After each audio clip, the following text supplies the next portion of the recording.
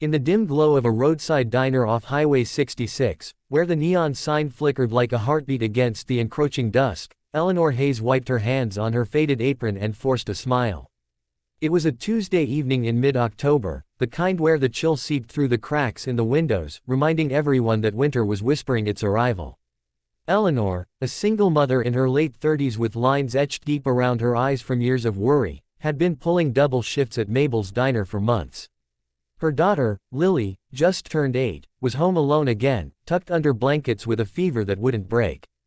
The doctor's bills piled up like autumn leaves, and Eleanor's paycheck barely covered the rent, let alone the medicine. As she cleared a table, her gaze lingered on the half-eaten burger and fries left by a trucker who'd rushed out. "Waste," she muttered under her breath, her stomach twisting not just from hunger but from the gnawing guilt of knowing Lily hadn't had a proper meal in days. The door swung open with a jingle that cut through the murmur of the few patrons scattered across the booths. In walked a group of bikers, their leather jackets creaking like old saddles, boots thudding heavily on the linoleum floor. They were the kind of men who turned heads, not in admiration, but in quiet apprehension. Tattoos snaked up their arms, beards hid stern expressions, and the patches on their vests spoke of a life on the edge, far from the picket fence dreams of small-town America. The leader, a towering figure with a scar running down his cheek and eyes like storm clouds, scanned the room before leading his crew to the largest booth in the corner. Eleanor felt her pulse quicken. She'd served rough crowds before, but something about this group made the air thicker, the conversations hush. "Evening, folks," she said, approaching with menus, her voice steady despite the tremor in her hands. "What can I get you started with?" The bikers ordered big, steaks rare, burgers piled high, sides of onion rings and chili fries that could feed a family. As Eleanor bustled back and forth from the kitchen, she caught snippets of their talk. Tales of open roads, lost brothers, and the freedom that came with the roar of engines under starry skies. They laughed loud, but there was an undercurrent of something raw, unspoken pains hidden behind the bravado. Meanwhile, in the back of her mind, Eleanor thought of Lily, her little girl with the bright blue eyes and a laugh that could light up the darkest room. Lily, who loved drawing pictures of faraway places but lately could barely hold a crayon without coughing. The antibiotics weren't working, and the specialist in the city was a pipe dream without more money. Eleanor's ex had vanished years ago, leaving her to shoulder it all, and pride kept her from asking for help from neighbors who'd whisper behind her back. As the night wore on, the diner filled with the sizzle of griddles and the clink of silverware. The bikers ate heartily, but even their appetites had limits. Plates returned to the kitchen with scraps, perfectly good food that Mabel, the owner, would toss without a second thought. Eleanor's shift was ending soon, and the thought of going home empty-handed gnawed at her. She glanced at the leader's plate, a quarter of a steak left, juicy and untouched, alongside a heap of mashed potatoes. It was more than Lily had eaten in a day. Swallowing her pride, she approached the booth quietly as the bikers settled their bill. "Excuse me," she said, her voice barely above a whisper, addressing the scar-faced leader whose name tag on his vest read, Jax. "I hate to ask this, but, can I take the leftovers for my daughter? She's not feeling well, and it would mean the world." The diner fell into an uneasy quiet. Forks paused mid-air, conversations trailed off, and eyes darted toward the booth. Jax looked up slowly, his gray eyes locking onto Eleanor's. For a moment, the world seemed to hold its breath. Eleanor braced herself for rejection, maybe even anger. After all, who was she to beg from strangers, especially ones who looked like they could crush her spirit with a glance? But Jax didn't snap or dismiss her.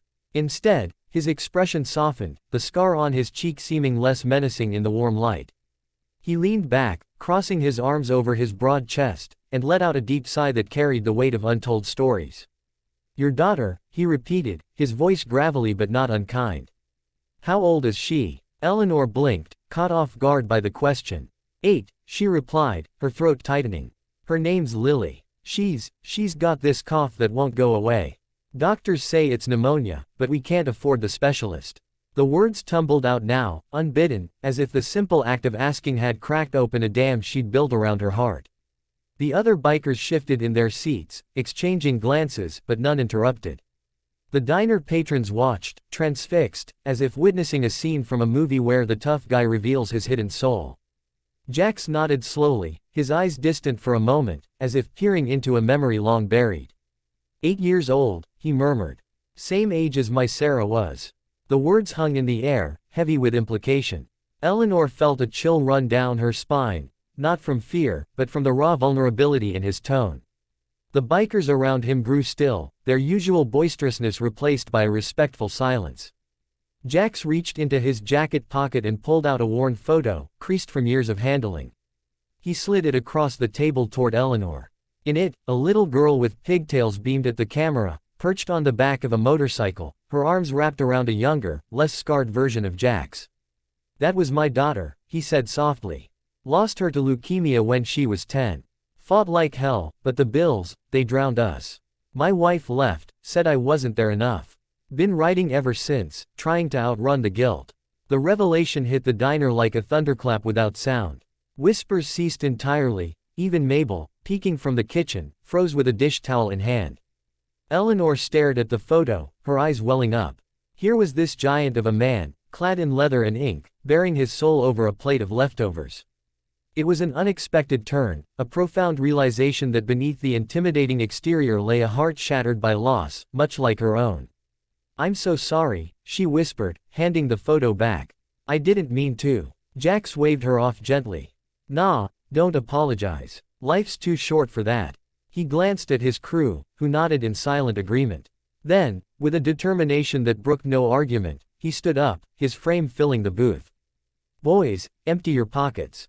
The bikers didn't hesitate. Wallets came out, bills were counted, 20s, 50s, even a couple of hundreds from those who'd had a good run at the last poker game. Jax added his own stack, then turned to Eleanor. This ain't much, but it'll get you to that specialist. And take the leftovers, hell, take the whole damn kitchen if it'll help your Lily.